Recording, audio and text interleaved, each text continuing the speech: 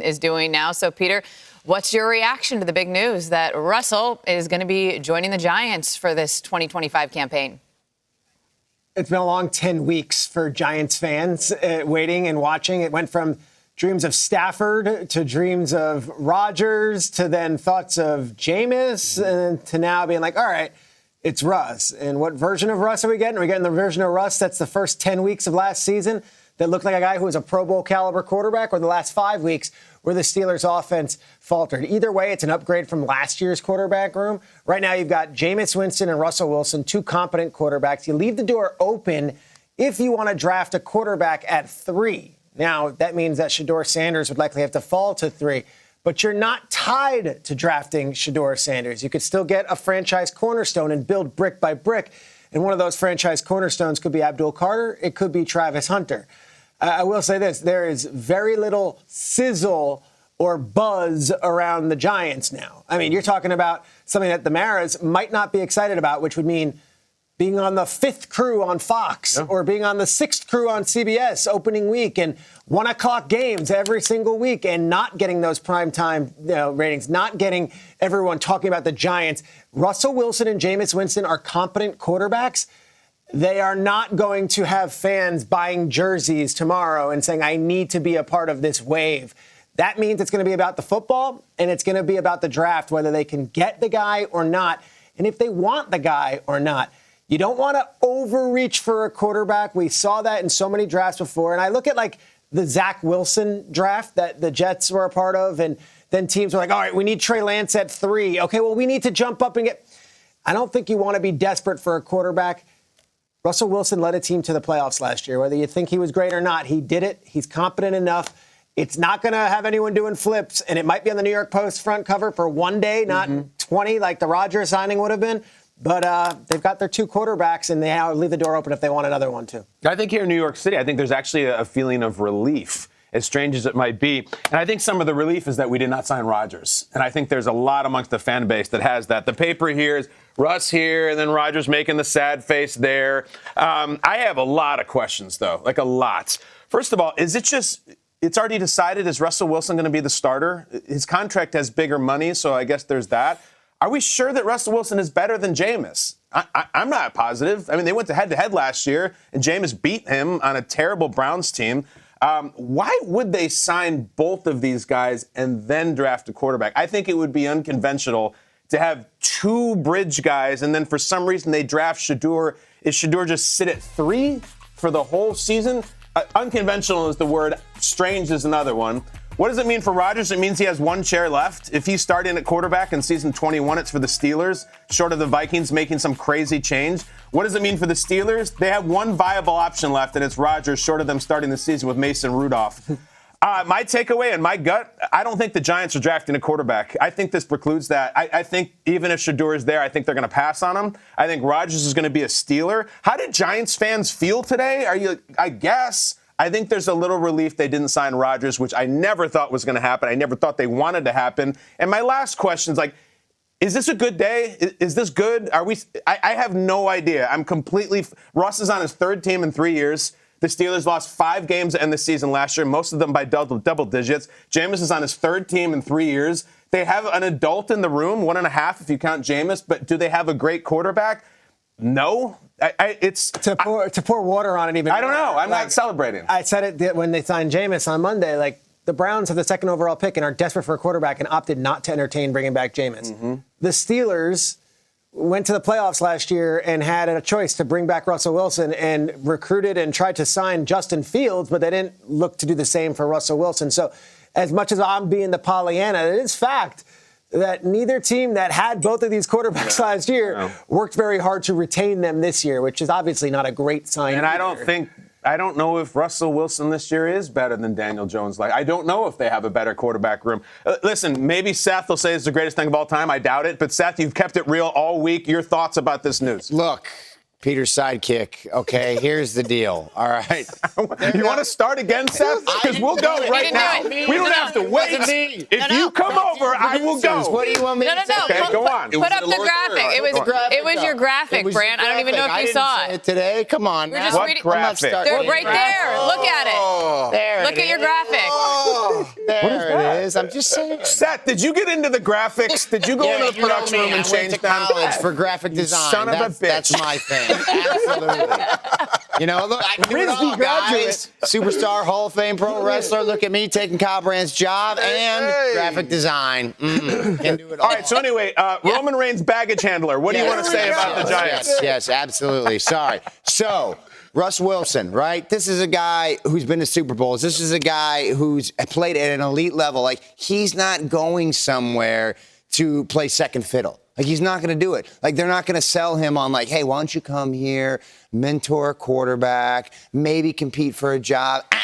Not going to happen, man. Yeah. So you asked me to go in and no, absolutely not. You pay me, I'm going to go in, I'm going to play ball, we're going to win games. So you got to make this signing under the assumption that you're going to try to win football games right now. Not like, let's get a quarterback room together that maybe we can find a guy who's going to throw. No, he's not a game manager. Like, nobody in his level of greatness that's achieved that much success is going into a situation hoping to compete for a job or hoping to mentor a young cat. Like, it's just not happening. I mean, maybe I'm wrong. Maybe his mindset is different. And he is going there to just, hope to start, for the Giants this season. But no, he wants to win the East. He wants to take on all these teams. He wants to get to the playoffs. He wants to win another Super Bowl. That's the game. So, like, if I'm New York, though, the people, the citizens, the fine folks in New York City, am I excited about this?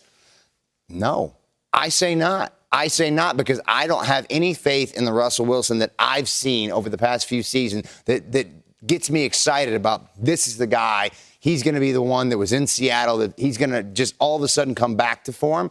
But it's a wacky situation, man. I think what it does do, and I do agree with you here, Kyle, it does open the board a little bit. Now you're not like, Jameis was a less exciting option for starter, in my opinion. More exciting for an interview, but less exciting for a starter. Yeah. And now, you're upgrading a bit, but it's still not, if I'm a Giants fan, I'm not going, yes, we're going to the Super Bowl. I'm going, okay, maybe we get to 500 this year. It's better than last year. And then what? And then what? Where are we at in the draft next year? Is it going to, I hate that feeling. Do you feel better than you did yesterday, though, if you're a Giants fan? No, I don't. Okay. I do not. I do not feel any better. I might feel, I know Kyle said relief. I don't really feel relief. I feel more uncertainty, I feel like, because I know this guy's going to be the starting quarterback this year, and based off what I saw the last couple seasons, I'm just not that excited about it. I don't know how you feel about it. Yeah, you know what? I have a little bit of a different take on it. I think that, yesterday we talked about having that hoodie in the trunk of the car, right, for just in case of emergencies. This is a Snuggie. You guys remember the Snuggie? Love the Snuggie. Yeah, the Snuggies were good. Snuggies were good. You can wear. Yeah, exactly. You can put one with the hood on. This is a Snuggie for the New York Giants, right? Jameis Winston has playoff experience. Jameis Winston has a lot of experience. He's also a leader. Russell Wilson is a Super Bowl champion who has a ton of playoff experience and is a leader in his own right. Two different ends of the spectrum, but you have two quarterbacks on your current roster that now have played, 23 years of professional experience as a quarterback position with playoffs and a Super Bowl, and you're out your pocket. How much money? Winston's getting $4 million for this season, to my understanding, and Russell Wilson's getting guaranteed 10. So you have two veteran quarterbacks on your depth chart, and that's only costing you $14 million. Last time I checked, most quarterbacks in this league cost more than that per year annually. So you don't necessarily have to stick with Russell Wilson as your QB1. As a matter of fact, I still believe that the Giants are planning on grabbing Shedeur Sanders if he's sitting there at that position, because they watch what Atlanta did last year. They have two quarterbacks in New York for $14 million. Atlanta went out there and signed Kirk Cousins to $100 million guaranteed and still picked up Michael Penix Jr. at number 8 overall. And what ended up happening? They sat him down as a number 8 overall pick as a red shirt until they absolutely needed to break glass. And then obviously the Kirk Cousins project moved on. We're still in the midst of all that. But they were able to transition Michael Penix Jr. when it was absolutely necessary or when they deemed that it was a great situation for him. I think they're doing the same thing in New York. Think about what Brian Daboll has been handed during his entire time there. He has had Daniel Jones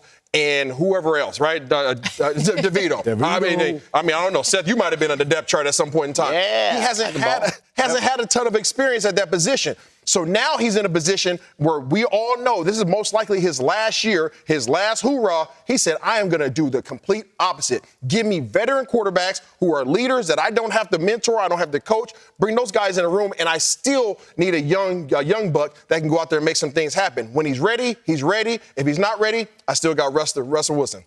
We are thrilled to welcome in 7-time Pro Bowler and the 2023 Walter Payton Man of the Year winner, Steelers captain Cam Heyward, who is appropriately dressed for this show in a wrestling shirt. We're so happy to have you. Yeah. Thank you for having me, guys. Pleasure to be on. We love having you, especially today, because I'm sure you saw the last segment and the news of the day that Russell Wilson is now a Giant. So then if we turn the page on that conversation, what does that mean for your team at quarterback?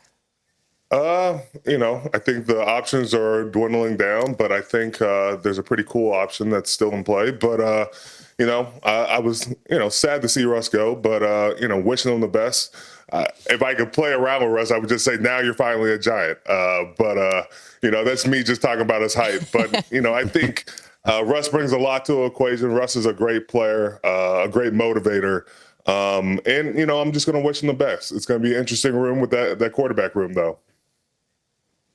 It is for sure, and there's all kinds of things to talk about, but nothing is more fascinating than your quarterback room, Cam, which I know you haven't been asked about at all, so we'll get into it. You did what every podcaster wants last week. You said something that was everywhere, and I'm just going to read it verbatim. I ain't doing that darkness retreat. I don't need any of that crap. Either you want to be a Pittsburgh Steeler or you don't. It's that simple. That's the pitch. Cam, elaborate and tell us more of what that means exactly, because it might have been misconstrued. What were you talking about specifically? Yes, it was misconstrued. From my point of view, I was asked the question of, would you go to the lengths of going to a darkness retreat to recruit Aaron Rodgers? I said, I'm not doing that. The pitch is, if you want to be a Steeler, be a Steeler. That's all it was. It wasn't meant that I don't like Aaron Rodgers. I'm against it. I think, when I look at our team right now, it would be really cool to have a guy like Aaron Rodgers. But I can't be the guy who gets it over the finish line. I think he's got to make those decisions for himself, but, excited to see what happens. Cam, you are the team leader. You're the guy who's been there forever. You're really, in a lot of ways, the face of the team. He was there. He was at the facility. I know for a fact he watches this show. Have you had any communication with him? And if not, what would you say to him if you could? I have not had any communication with him. I was actually with some strength coaches that day. He was in the building. I think they were trying to get everybody out of the building so they could just have a conversation with him. But what I would say to him, I would just say, if you come to the Pittsburgh Steelers, the goal is to win. We haven't had the success we want, but the goal is still in mind to raise the Lombardi and bring that seventh one to Pittsburgh. We don't really care about the glitz and glam of New York, but, the focus is on good, hard football, competing every day, challenging each other, and trying to go from there. Yeah, Cam, first of all, man, shout out to the figurine that you have in the background of Mean Joe Green. That thing is hell yeah. fire. Love everything about it. I love the throwback WWE shirt. That's fire.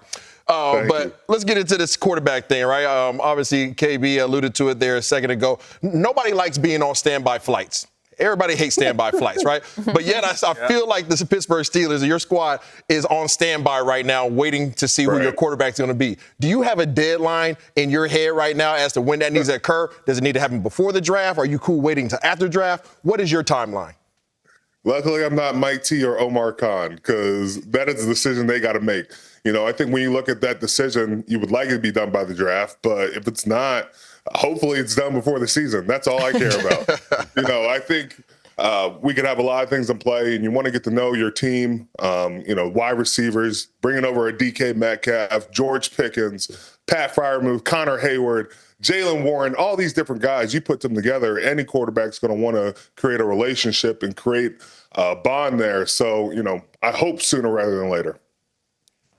Okay, and you mentioned one of those names, and we're huge fans of him here. He's been on our show since he got into the league, and he's truly one of the best wide receivers in the sport. It feels like this is almost too good to be true. DK Metcalf comes over to be a Pittsburgh Steeler. Have you had a chance to speak with DK, and what's your admiration for him as a player, knowing him for all these years, playing against him while he's been up in Seattle? Well, playing against DK has been some of the roughest times. I think when we played him the last time, all we did was circle him every single play. He recovers that much time and effort in your film process and making sure you have a plan around him. So bringing him over, we're excited. I've had a chance to talk to him a couple times, and it was more of just welcome him to the team, where you want to stay, where you want to stay away from. But, I'm excited to bring him along the team. I feel like him and George Pickens can create a lot of matchups that work in our favor and not everybody else's. Cam, you led me right to it. I'll tell you what, first of all, this is like some weird alternate universe stuff, because usually I'm on your podcast, you're interviewing me, and now the script has been flipped. But you brought up George Pickens, DK Metcalf. I mean, these are big personalities, right? These are big personalities, a lot of emotions. They get fired up. Sometimes that's a good thing, right? Sometimes it can be counterproductive. So my question is, as a veteran leader on this team, are you taking responsibility to try to cool these guys down? Or are you going to flare them up? You're going to light them up and let them go? Like, what's your mindset when you think about volatile personalities coming in? Man, I want to fan the flame because I like to see fireworks. But, I don't need it to look like the Shield and be Roman Reigns versus Seth Rollins. I need this to be, working together. I need this to be the Dudley Boys. I need this to be what's another good tag team? The Warriors. You need the Bushwhackers. The Bushwhackers. You need these guys to be working. You need them. You need Kane and freaking Undertaker. These guys have got to be working together. Brothers of the Destruction. I love it. They're going to create a lot of destruction, and that's all I need from them. That's awesome. I am a earthquake and typhoon guy myself. Natural disasters, Cam. That might precede you. It might be before your time. In all honesty, though, we're going back to Rodgers. Like, he comes in and it's all of a sudden we're back on primetime every single week, and it's the biggest story. And we don't know if he's going to be doing McAfee weekly, but I would assume that would continue. Like, you've been the guy, you've been the voice, you've been the. Are you willing to embrace, another huge personality coming in and a guy who's going to bring a lot of attention? Or is that the kind of thing where you're like, it's my locker room and I'm on the defense? Like, I don't know how this goes when you get a veteran quarterback at 41 years old who is a first ballot Hall of Famer joining a team that's already pretty established. I don't think you throw down the hammer or the gauntlet. I think you welcome it. A lot of guys have different things they like to do outside of sports. And, whether that might be, it's brought to the locker room and everybody's accepted of it. I host a podcast, Not Just Football. I got to get Aaron Rodgers on that podcast. But that's not going to shy away from Aaron wanting to do Pat McAfee's show, and I'm excited for it. I think the more eyes you bring to our game, the better. And you got to be able to perform on, high stages and, have the biggest crowds. That's only preparing you for the playoffs and the Super Bowls. And I think you bring a guy that has experience in doing that and, will never be rattled in those moments. Cam, thank you so much for coming on, especially today. We love having you on. And most importantly, thank you for dressing for the occasion, with Seth on here, just making him feel comfortable. We like that. I said I got to get a Seth Rollins shirt because this doesn't feel right, We're going to send it. We're going to get you some burn it down your way, man. We're going to get my big face with my glasses and my jacket. It's going to be on that body. I promise you that. I just can't fit the heels. After he wins at WrestleMania. Yes. For Whiteboard Wednesday, presented by Harbor Freight, a lot of talk on the show yesterday about Cam Ward possibly going #1 overall, but there are some doubters out there. So let's kick this thing off. The one player in the 2025 draft that you think is a sure thing is who? Peter, kick it off. I'm going up to Penn State, and you're probably thinking Abdul Carter, but I'm going his teammate Tyler Warren, the big tight end, the guy who does everything. Played quarterback in high school, played H-back, and then moved to tight end, and basically leads Penn State in every offensive category that is humanly possible, and dominated in college football playoffs. Top 10 pick. For some reason, I don't have the buzz that he's getting top 5. He might when it's all said and done. Absolute beast and a team leader who can do it both in the blocking game and in the receiving game. The ultimate tight end coming out of college. Tyler Warren is a sure thing in my eyes. I like it, Peter. With the neck roll. Okay. Respect. Go ahead, Seth. I'm sticking with Penn State, but I'm going the other side of football. Okay. Abdul Carter, I'll tell you why. He's sick. He can do it all off the edge. And look, man, he's been dealing with these tackles in the Big Ten. Incredible offensive lineman there. He knows how to get around them, stays healthy. Number 1 prospect in the draft, in my opinion. And I think going to be a force wherever he lands. Very excited for this kid. Okay. I like that. And I'm going to go with the low-hanging fruit here, and I'm going to rock with Mr. Travis Hunter. I can do it all. So you guys are going to all name players that could do one thing really well. I'm going to name somebody who not only won the Heisman, but they won the top defensive player of the year. They won AP All-American. They won the best receiver in the league. They won everything, okay? This dude is a pure athlete who is going to impact your team not only in the defense, not only on offense, but he can help you in the run and in the return game as well. He's a weapon. He's going to be able to fit a hole no matter where you might have it. He's that dude. He is that dude, and I got that position. You guys got to know ball. It's all about running backs now. Ashton Genty is coming out at the perfect time when everyone's like, we need a running back. We need a Saquon. Peter, I go to the Verbo Fiesta Bowl where your guy Tyler Warren went against my guy. And I got to say, Penn State did bottle him up. Genty had 30 carries. He finally got his numbers. But, God, if there is not a year when that type of back who does it all and breaks tackles and breakaway speed, if this guy does not become a successful back right out of the chute, I'm thinking Clinton Portis on the Denver Broncos, right out of the Miami Hurricanes, rookie year, wearing a title belt on the sideline. I'm into it. Genty is my guy. Love it. Nobody cares about you or what you think. You like to believe they do with your little angry run shirt, but nobody cares. If I wanted a fight with no action, I'd watch Rollins on the Netflix debut. Come on! Oh, you want to talk about phony? Yeah. You want to talk about fake? That's you. Are you high right now? Am I talking to Seth Rollins or Seth Rogen? Let's state the facts. There were so many good zingers. We can't even get them all in. So here's what we're going to do, though. The wrestler versus NFL media figure you would like to see face off in double box destruction. I don't think it can be as good as what we just saw. But, Peter, take a stab at this one. You know, I go to the wrestling world, and Seth, you know this well. I mean, in the last 10 years, last 20 years, I feel like John Cena has always been this smiling, uplifting guy that everyone looks to as this good guy, all-American, and John Cena. And then a couple of weeks ago, when you see him in that hug with Cody Rhodes and he looks over to The Rock and he gives that look and The Rock's like this, everything changed. And it was like, oh, my gosh, did Cena just go heel? And it sets it up for WrestleMania. I've worked for NFL Network, 9 years, 10 years, and there's one guy who every time you see him is smiling, is happy, and is so excited to talk ball, to talk Star Wars, and to talk about his new Tesla. And it's our guy, Scott Hansen.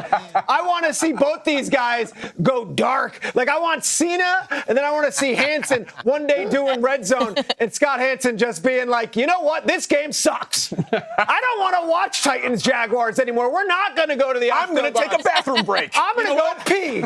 I'm going to go pee.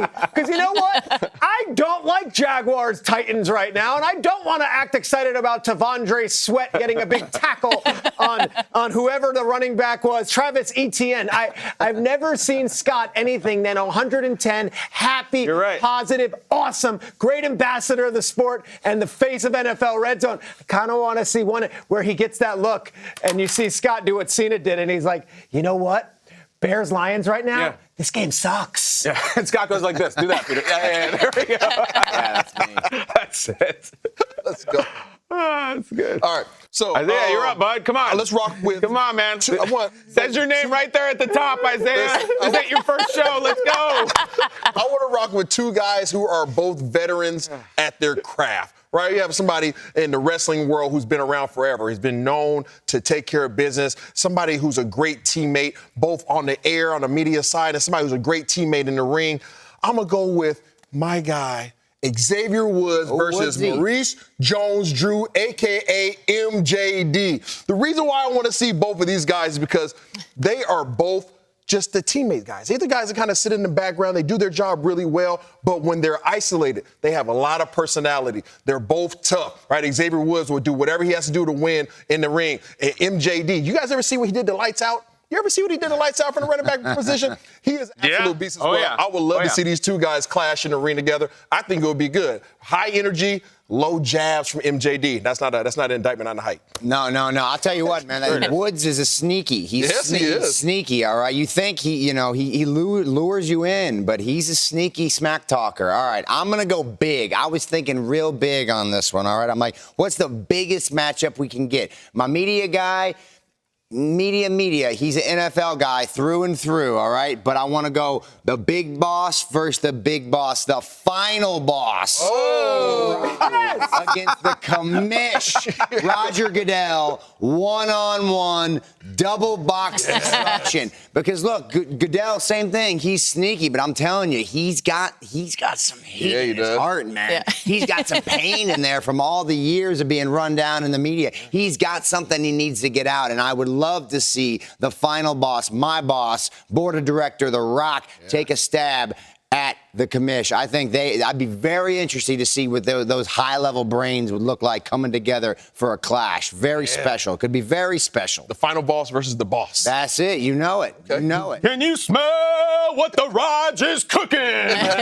With the number one overall pick in the 2025? Incredible. That's the matchup we want. Or is it this one? Paul versus Schrager. Let's get in here. Peter, you have disrespected this family over and over. Look at that photograph. Peter, which Paul brother is that right there? What's that guy's name? That is Jake. That's okay. And who boxed Mike Tyson? Logan. That's incorrect. That's Logan. You see what I'm saying, Logan? Peter openly disrespects you all the time. He hates your new show that's coming out, all of this. He hates your outfit. He hates that drink you're always talking about. Peter, I think you got beef with, that's Logan Paul. I think you have beef. I got beef with both the Paul brothers. You do? What's the beef? I do. I got beef with both those guys. I love their work. I think they're both wonderful fighters, and they're very.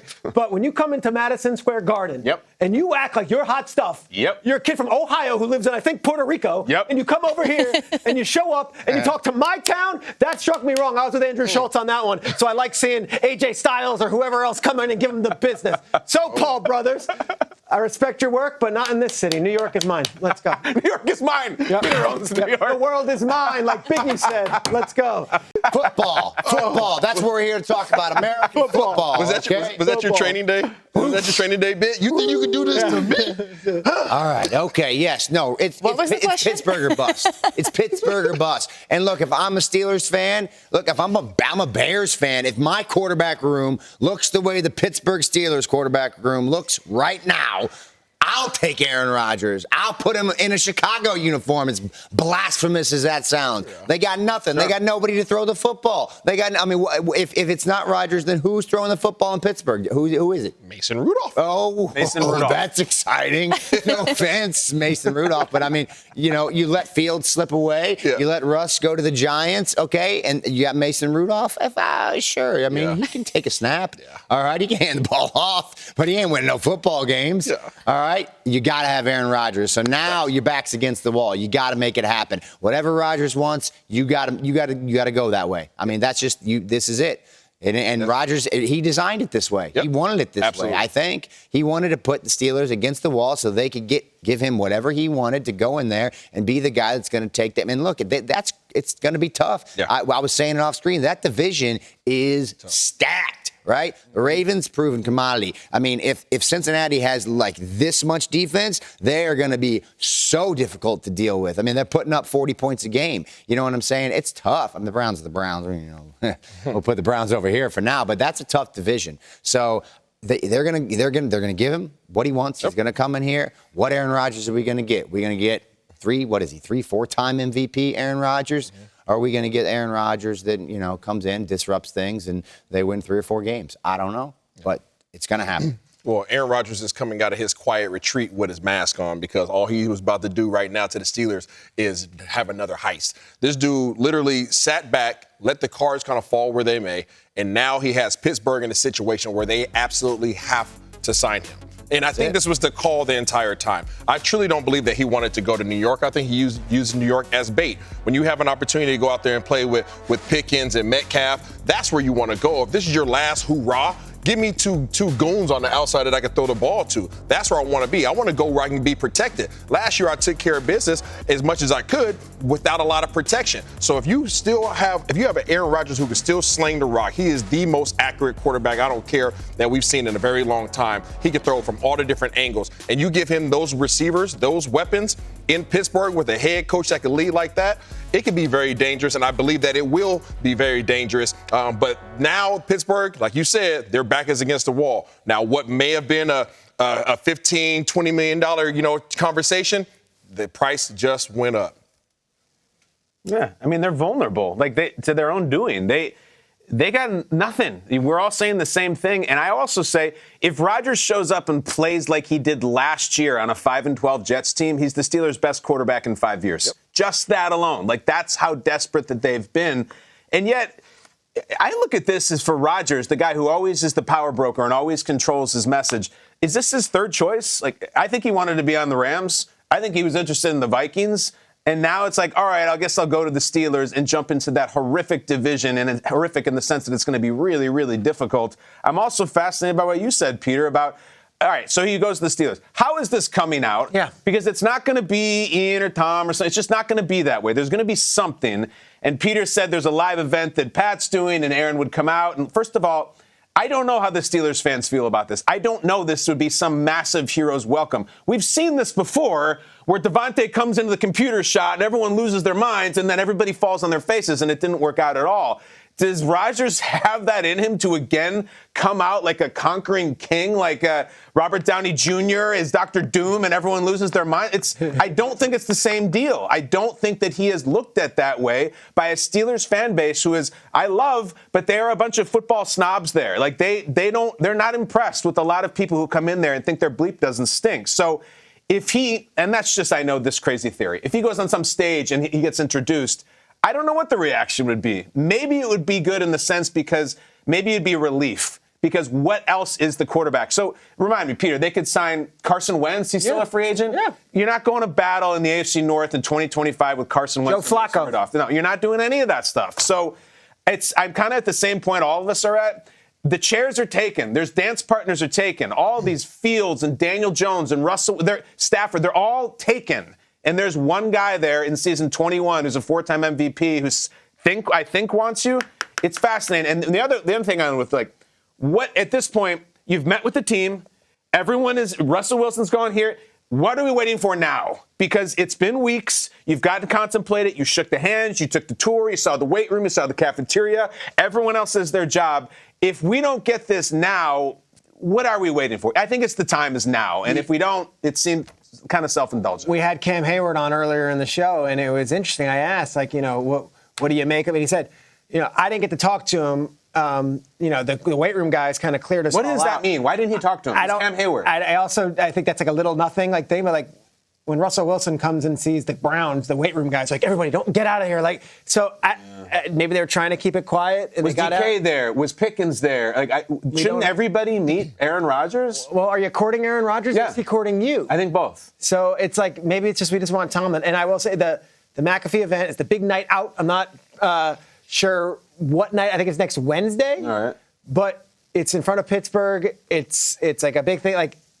It does add up if he's not doing it today or tomorrow. Come and have Pat McAfee, who's been my pal, and now I'm in his hometown. In front of a big live audience of Steelers fans? I think it's got a different feel to it than an Adam Schefter Photoshop of him in a jersey. For sure. Yeah. What do you guys think? Yeah, so, Peter, I'd like to throw this one at you, man, because obviously this is the time right before the draft where everybody's thinking about all the what-ifs, right?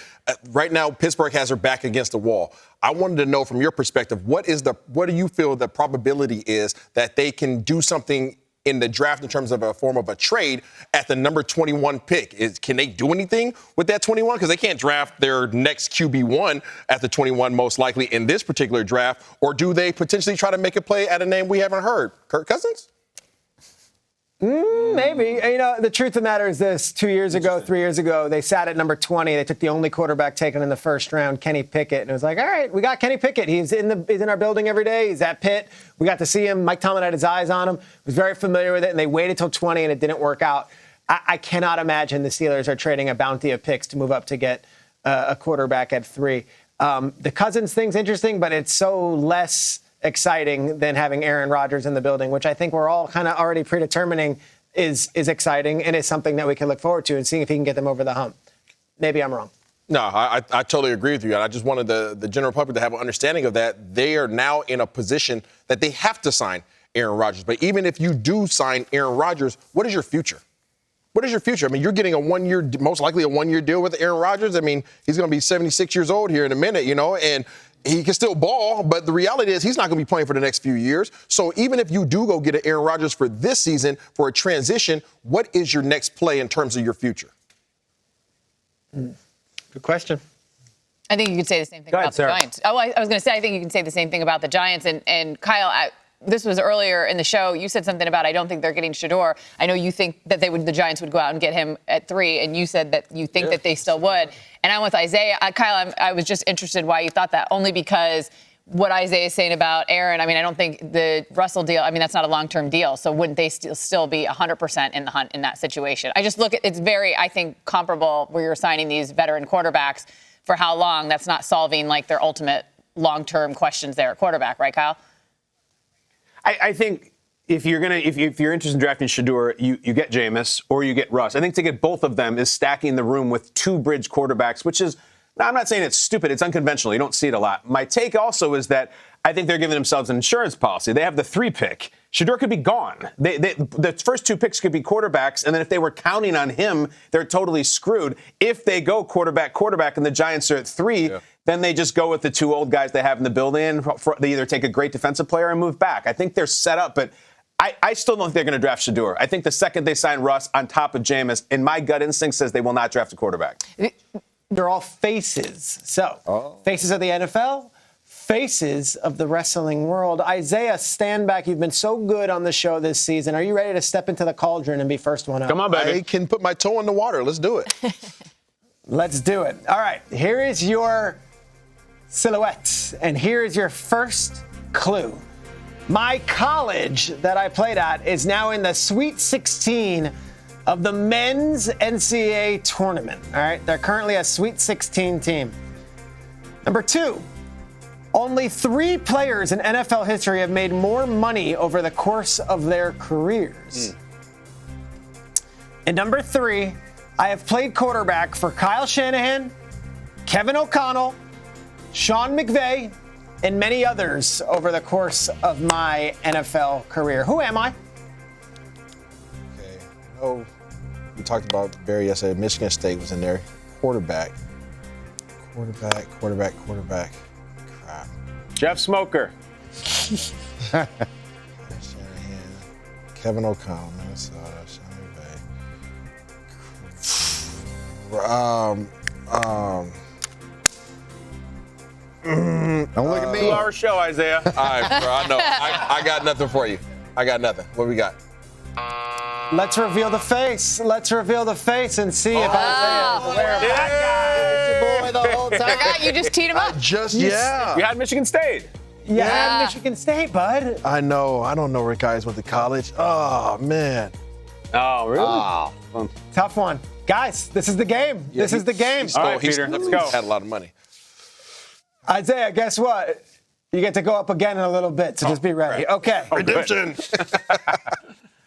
Come on, Seth, let's go. Are you Bring it ready? to me. Bring it to me. Let's go. I'm Okay. born ready.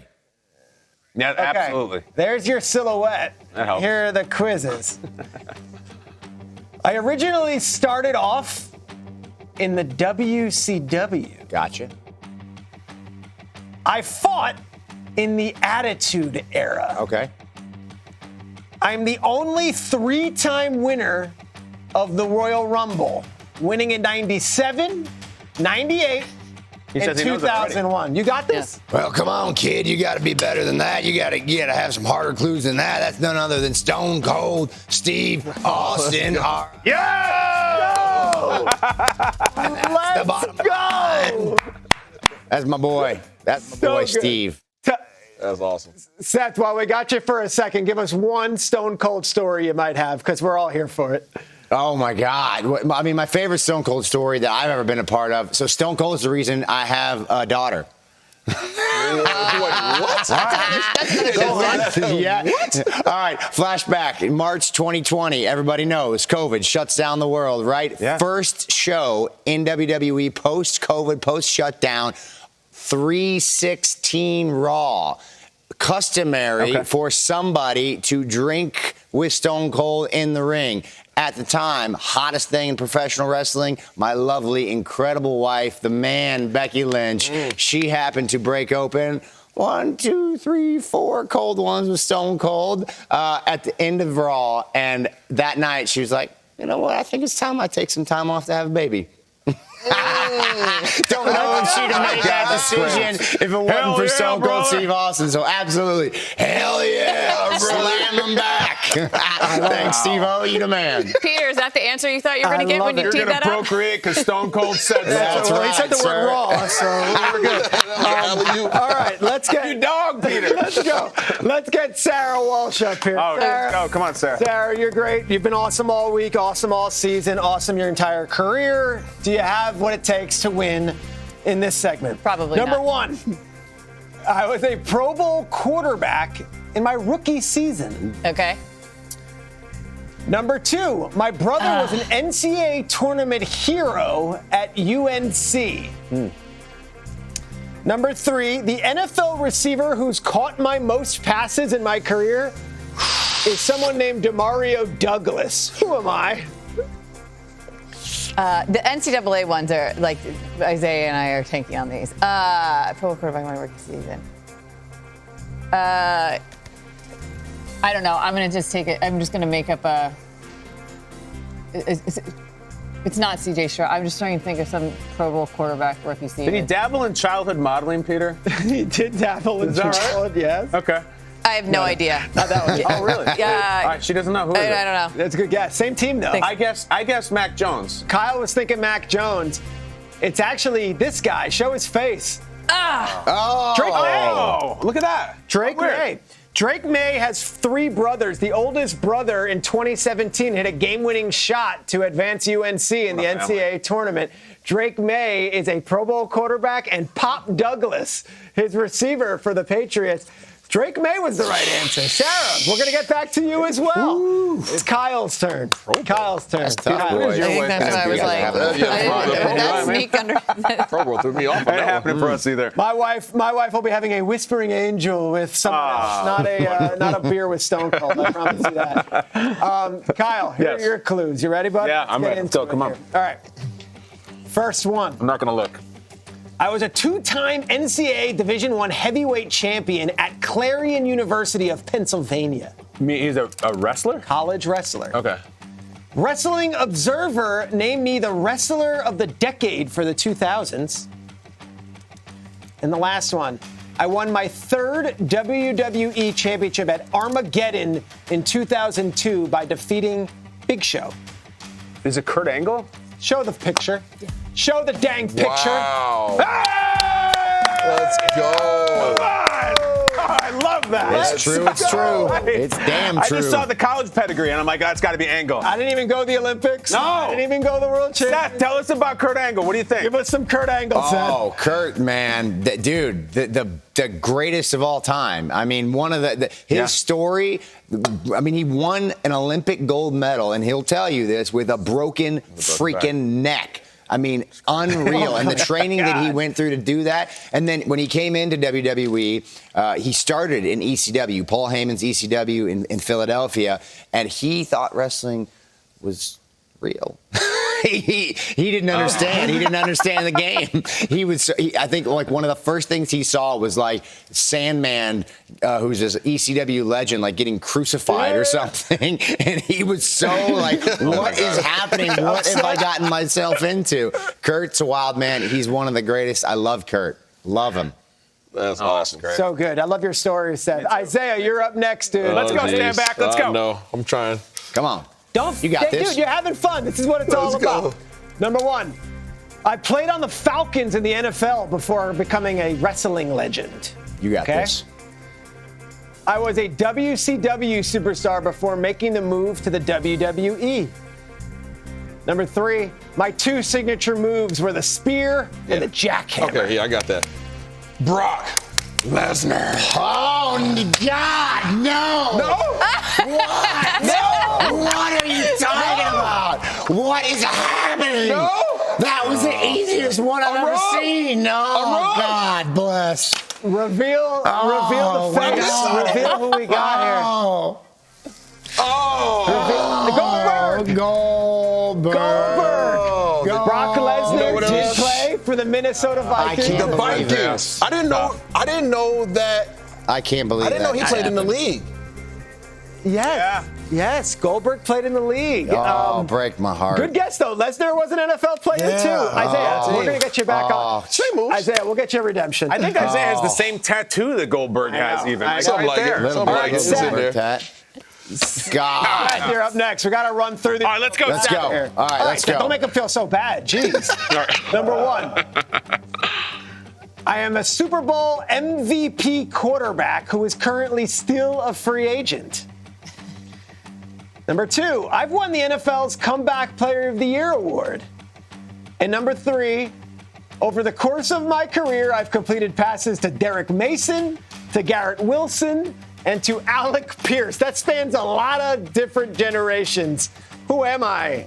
Seth freaking Rollins. I mean, my only guess is Aaron Rodgers, unfortunately. That's what You know I got. this guy, Seth. It's not Aaron Rodgers, and you know him. There it is. Dang, I did know that. I should have been better. Delaware. Shame on me. That's good. Shame on me. That's as bad as Goldberg. God dang. That's fine. This game is humbling. Sarah, are you ready? Oh, yeah. If I didn't get the football one, I'm right. definitely going to get the wrestling one. Let's go. You got it. You can get it, Sarah. Come on. Get this. You got help. All right. You'll know this first clue, obviously. Here's the first clue. My I Quit match with Mankind at the 1999 Royal Rumble is famous for its brutality. Absolutely. Okay? Okay. Obviously, you know the answer. Number two, I made my theatrical debut in 2001's The Mummy Returns. Godsmack, great on the soundtrack. Great movie.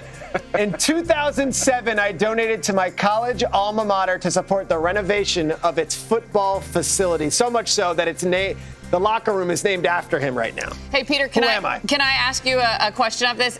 Was this person ever in a movie with Amy Schumer? This person was not in the movie. Then it's The Rock. Then it's The Rock. That is The Rock. Good job. Not yet. Not yet. There Not it yet. is. Schumer and The Rock. Somehow Hollywood hasn't put that together. Well, it's because Hollywood's done. All right. Are we down to the last Rock's one here? working with Scorsese now. It's He is. crazy. Scorsese and DiCaprio and The Rock, a Hawaiian mob movie. I'm here for it. It's coming. You're welcome. It's coming. All right, Kyle. Yeah, go ahead. Our last one. Come on. I went deep cut NFL here. Great. I'm a former NFL wide receiver who had my best years with the Dallas Cowboys. Kevin Ogletree. Wrong. Miles Austin. Good guess. You're going to get there soon. My quarterbacks in Dallas were Tony Romo and Dak Prescott, so we kind of did both. Number three, my nickname was DJ Duffelbag. I You know this have guy. the player. I know this guy used to come on the show. He's come on the show a lot. 16 Deep and cut. 17. Deep cut. He was on the Cowboys, and we talked about DJ Duffelbag, and we did a bit where we all had our own DJ names. And the synapses are firing in my brain, and the synapses are telling me, Bryce Butler! Show me Bryce Butler. Show me Bryce Butler. What up, Bryce? Wow. DJ Duffelbag. Yeah. I can't believe that guy. We went there. Deep recesses. We went That's impressive. Oh, my that God. was impressive. That was Guys, pretty good. That's called name the face. That's the game. Good stuff, That's it. P. We'll keep on playing it. And that's it. Love that you, was fun. Bryce. Great job, everybody. Credit where it's due, Kyle. That was impressive. Old athletic skills to step into what this man right here, Mr. Seth freaking Rollins, does on the daily. And I learned a hard lesson. That stuff is tough. You guys, it translating into this, Isaiah, you going to be there? April 19th and the 20th. It is WrestleMania 41 in Las Vegas, 7 Eastern. Seth freaking Rollins going up against Roman Reigns and CM Punk. And because this is a very serious football show, we're going to do some wrestling here. We've been talking about it all week, but you don't let the opportunity to have Seth Rollins in your house go to waste when we could put him to work with Isaiah. What do we got here? We're teaching moves. What's happening? You look very nice to be doing dapper. So thank you very much. We gotta look. I can't do it in this full suit, so we're gonna take the jacket off. Okay. We're gonna get ready to go. We're gonna get into some action here. But before I do, I want to know, if you could, that would be great. I was just gonna No problem. Let me ask you this, Isaiah.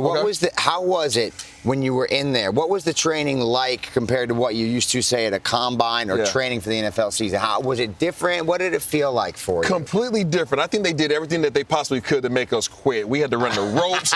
We had to take bumps. We had to carry people. My body hurt more after that 2-day camp than it did any training camp I've ever been in. All right. Did they teach you how to lock up? No. They did not. All right. So, step one, that's the first thing we got to learn. Yeah, we got to start. We got to walk before we can run. Let's do it. It's called a collar and elbow tie-up. It's how every match starts. All right. So, we face each other. Yep. We're going to go, your left hand is going to go to my collar, and your right hand is going to go to my elbow. Okay. All right. So, left hand here, right hand there. Bam. That's it. Head up so we don't do like this, and that's it. You step in with your left foot, and we latch on, and we're going to circle up. So when we grab on, we're going to be rigid, but we're going to be a little loose, okay? You ready? Yep. Let's go. Nice. Here we go. And then, you got to loosen up. Okay. All right. Not too bad. Not too bad. Now, he moves around pretty good. All right. So if I want to do this, I can get around him here. Right. I got him in a waist lock. If I want to, I can get him in a headlock. No problem. No problem. I can switch to the right side. Over here, I can take this arm. I can put him in a hammer lock. We can do whatever we want. We can do whatever we want. That's good. Okay. That's pretty good. He's pretty smooth, all right? Basics. Little chain wrestling right there. Not too bad. Not too bad, all right? But then we got to move to some bigger things, all right? How you feel about going upside down? What you said? Upside down. How you feel about going? You got to flip in you. You got to flip in you. All right, here we go. This is a rudimentary suplex. We got a nice little crash pad back here, so it won't be too hard. Tie this up. All right, we'll see what happens. We might lose something on this one. Okay. All right, we'll get our foot. So, left to left, all right? I'm going to go here. I'm going to tuck you here safely. I got you. Nice and easy. You're going to go here. When you feel us go down, we're going to go down. When we go up, you're going to jump, and I want you to push off my hip right there. And we're going to land nice and easy on this mat. You ready? I'm ready. Here we go.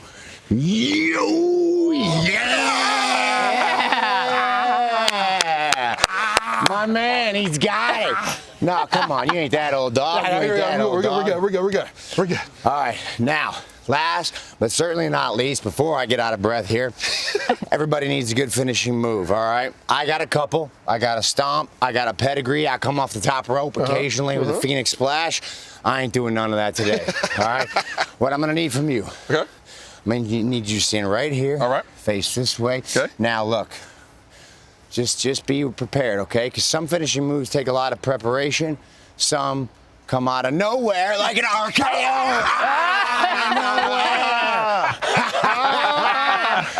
Randy Orton, eat your heart out, my man. That's what I'm talking about. Nice. You weren't ready. Look, what a great sport. What a great sport this man is right here. Fantastic. Wait, can I just, in fairness.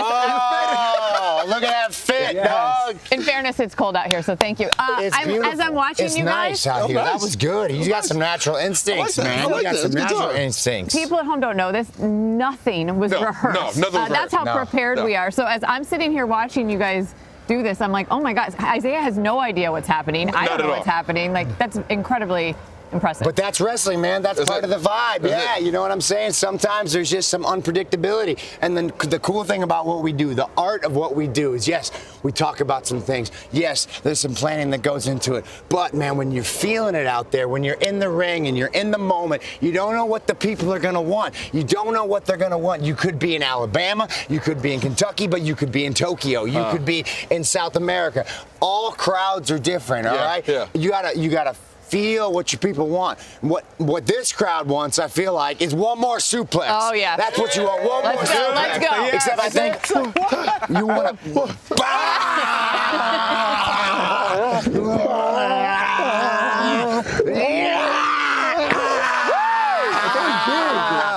Sing it, y'all. Awesome.